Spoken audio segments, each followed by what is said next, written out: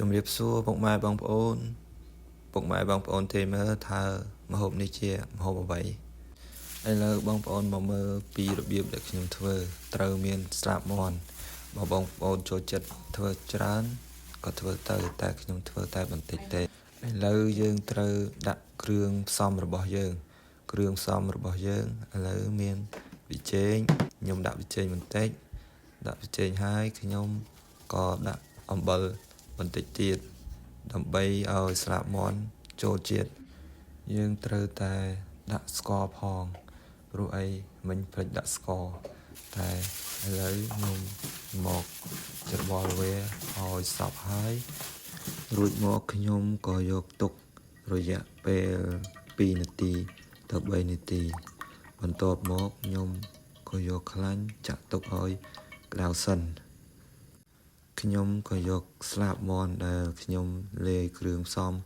រួចនឹងយកមកដាក់ម្សៅបំពងប្រហែលជា2ស្លាបព្រារួចមកខ្ញុំក៏ច្របល់វាឲ្យសព្វដើម្បីឲ្យស្លាបមាន់ហ្នឹងយើងជាប់នឹងម្សៅ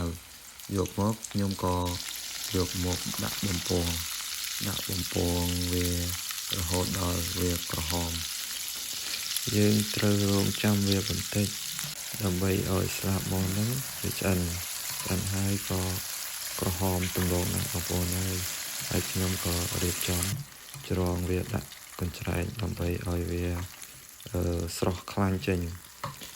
រួចហើយខ្ញុំក៏លាយគ្រឿងផ្សំមួយទៀតបងប្អូនមានដូចជាស្ករ